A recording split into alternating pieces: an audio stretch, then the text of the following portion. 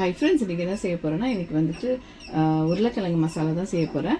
ஒரு 30 பேருக்கு அளவுக்கு மசாலா செய்ய போகிறேன். அதுக்கு வந்து ஒரு 2 கிலோ உருளைக்கிழங்கு, ஒரு 6 தக்காளி, ஒரு 10 வெங்காயம், அப்புறம் கொஞ்சம் பச்சை மிளகா, கொத்தமல்லி எடுத்துருக்கு. ஒன்று ஒன்றா போடும்போது ஒன்று ஒன்றா சொல்லிடுறேன் உங்களுக்கு என்னென்ன எப்படி செய்யறதுன்னு. ரொம்ப ஈஸி, ஃபாஸ்ட்டாகவும் செஞ்சிடலாம். இப்போ நிறைய குவான்டிட்டி செய்யும் போது எப்படி செய்யறதுன்னு காட்டுறது தான் உங்களுக்கு இதை காட்டுறேன் பாருங்க. இப்போ உங்களுக்கு வந்துட்டு ஒரு தேவையான அளவு எண்ணெய் ஊற்றிக்கோங்க. இப்போ எவ்வளோ ஒரு கப் அளவுக்கு எண்ணெய் ஊற்றிருக்கேன், சரிங்களா? ஏன்னா 2 கிலோ உருளைக்கிழங்குக்கு ஒரு கப் அளவுக்கு எண்ணெய் நல்லா சூடேறட்டும். கடுகு ஒரு 3 ஸ்பூன் அளவு கடுகு போட்டுக்கோங்க.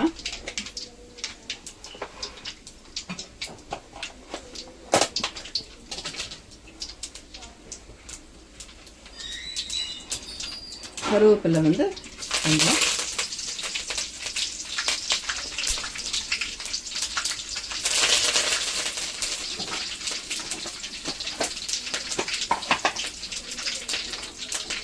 அப்புறம் வெங்காயம் டக்குன்னு செஞ்சிடலாம். இதுக்கு வந்து நம்ம வந்து உங்களுக்கு வந்து இஞ்சி பூண்டு பேஸ்ட் வந்து அரைக்க வேணாம்னா இஞ்சியும் பூண்டு இஞ்சி நல்லா ஃபைன் சாப்பாக பண்ணி போடுங்க. பூண்டு போட தவிர இஞ்சி வந்து நல்லா பொடியாக அரிஞ்சு போட்டுக்கிங்கனால நல்லபடியாக நல்லா வந்துடும், நல்லாவும் இருக்கும்.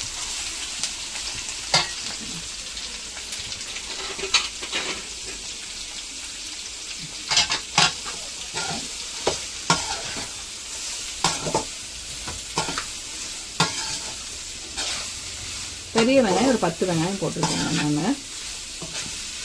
2 கிலோ உருளைக்கிழங்குக்கு வெங்காயம் கொஞ்சம் மசாலாவுக்கு வெங்காயம் இருந்தால் நல்லா தான் இருக்கும். இப்போ இது என்னமா கோல்டன் ப்ரௌன் மாதிரி வாங்கணுமா? ரொம்ப கோல்டன் ப்ரௌன் எல்லாம் வாங்க வேண்டாம். ஒரு அளவுக்கு நல்லா கொஞ்சம் வதங்கி வந்துச்சுனாலே போதும். அப்போ அந்த உருளைக்கிழங்கு வந்து ஏற்கனவே நான் வந்து உப்பு போட்டு மசிச்சு வச்சுருக்கேன். உப்பு போட்டு தான் வேக வச்சு மசிச்சு வச்சுருக்கேன். இப்போ தேவையான அளவு உப்பு வந்து இதுக்கு போட்டுக்கலாம். இப்போ மசாலாக்கு தேவையான அளவு உப்பு வந்து இதில் வந்து இப்போ வந்து வெங்காயத்தில் போட்டே வதக்கலாம். டக்குன்னு வெங்காயம் வதங்கிடும். தக்காளி போட்டு வதக்கும் போதும் அது வந்து டக்குன்னு வதங்கிடும்.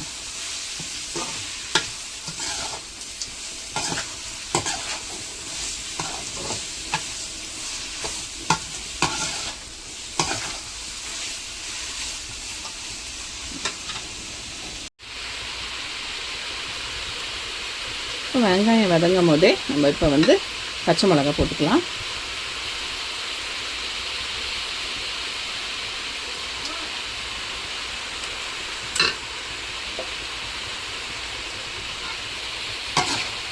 பச்சை மிளகாவையும் போட்டு நல்லா வதக்கி விட்டுக்கோங்க.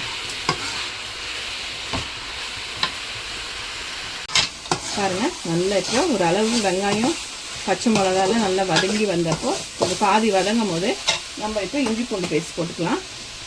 அதான் இஞ்சி வேணும்னா இஞ்சி வந்து சாப் பண்ணி போட்டுக்கோங்க. நீங்கள் இல்லைன்னா பேஸ்ட்டாக, நான் வந்து பேஸ்ட்டாக போட்டுக்கிறேன் கடகடன்னு ஃபாஸ்ட்டாக ஆகணும்னு. நீங்கள் வந்து வெறும் இஞ்சி போட்டாலும் டேஸ்ட் நல்லா தான் இருக்கும். ஒரு 3 ஸ்பூன் அளவுக்கு இஞ்சி பூண்டு பேஸ்ட். ரொம்ப இஞ்சி பூண்டு பேஸ்ட்லாம் அதுக்கு தேவையில்லை. ஒரு 3 ஸ்பூன் அளவுக்கு இஞ்சி பூண்டு பேஸ்ட் போட்டுக்கிறோம்.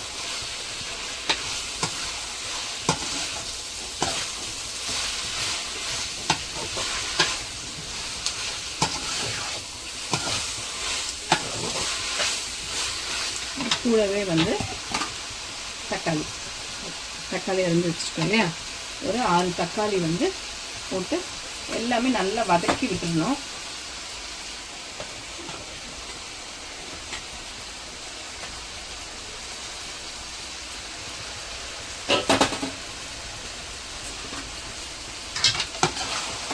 இந்த 6 தக்காளியும் போட்டு நல்லா இஞ்சி பூண்டு தக்காளி வெங்காயம் எல்லாம் நல்லா வதங்கி கொஞ்சம் லைட்டாக மேஷ் ஆகிற வரைக்கும் இதை போட்டுருந்தோம். ஏன்னா நம்ம உப்பு போட்டுருக்கதோட டக்குன்னு வந்து தக்காளியும் நல்லா மேஷ் ஆயிரும்.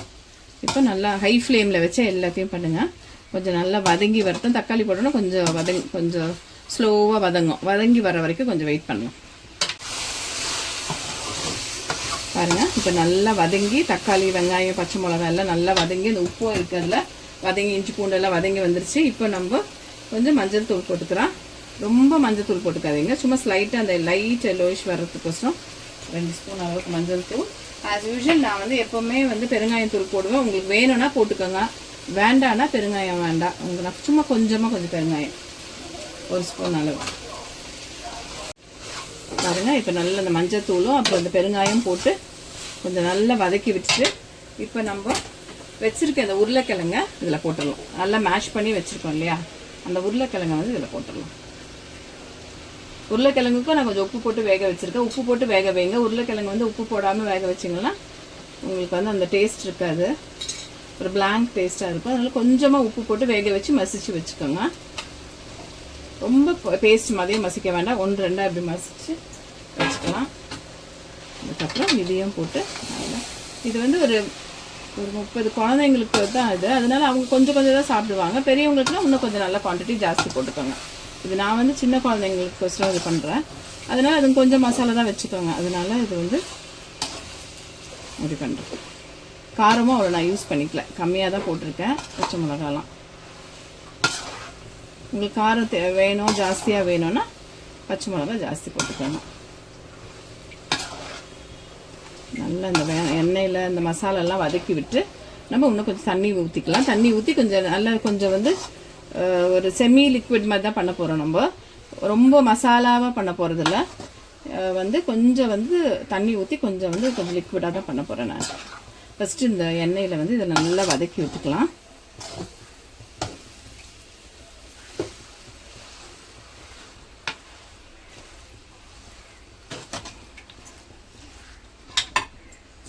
அதுக்கப்புறம் நல்லா ஒரு 2 டம்ளர் தண்ணி அளவுக்கு நான் இதை ஊற்ற போகிறேன். ஊற்றிட்டு இதை வந்து இதுலேயே வந்து நல்லா இதை வந்து அப்படியே கிளறி விடுங்க. கிளறி விட்டு நல்லா இது நல்லா கொதிக்கணும். அப்படியே கிளறி விட்டுட்டே இருக்கணும். இந்த மசாலாவும் அந்த உருளைக்கிழங்கும் நல்லா வந்து ஒன்றுக்குள்ளே ஒன்றா வந்து ஆகணும். அப்போ தான் இந்த மசாலா வந்து இந்த பிளெண்ட் ஆகும், அந்த உருளைக்கிழங்கு கூட போய் நல்லா பிளெண்ட் ஆகும். இந்த அளவுக்கு ஊற்றிட்டு அப்புறம் கொஞ்சம் கொஞ்சமாக கிளறி விட்டுட்டுருங்க. ஒரு 10 மினிட்ஸ் இது இப்படி இருக்கட்டும்.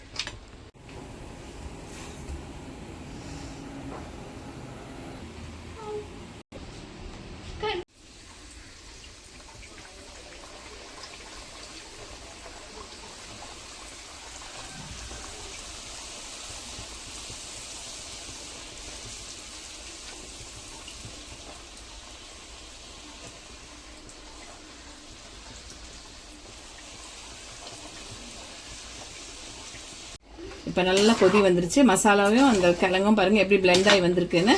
அவ்வளோதாங்க, டக்குன்னு முடிஞ்சாச்சு. ஒரு ஜஸ்ட் ஒரு 20 மினிட்ஸ்க்குள்ளார மசாலா ரெடி ஆயிடுச்சு. நல்லா கட் பண்ணி வச்சுட்டா டக்குன்னு நீங்கள் வந்து பண்ணி முடிச்சிடலாம். இந்த அளவுக்கு லிக்விடாக, இந்த அளவுக்கு செமி லிக்விடாக வச்சுக்கோங்க.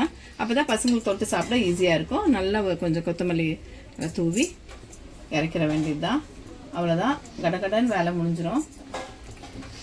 வந்துட்டு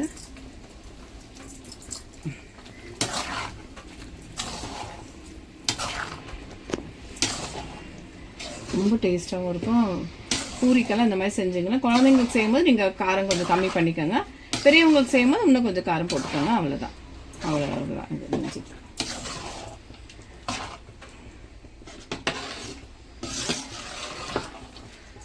உருளைக்கிழங்கு மசாலா ரெடி ஆயிடுச்சு. சேனலில் பாருங்கள், சப்ஸ்கிரைப் பண்ணுங்கள், ஷேர் பண்ணுங்கள், லைக் பண்ணுங்கள். தேங்க்யூ.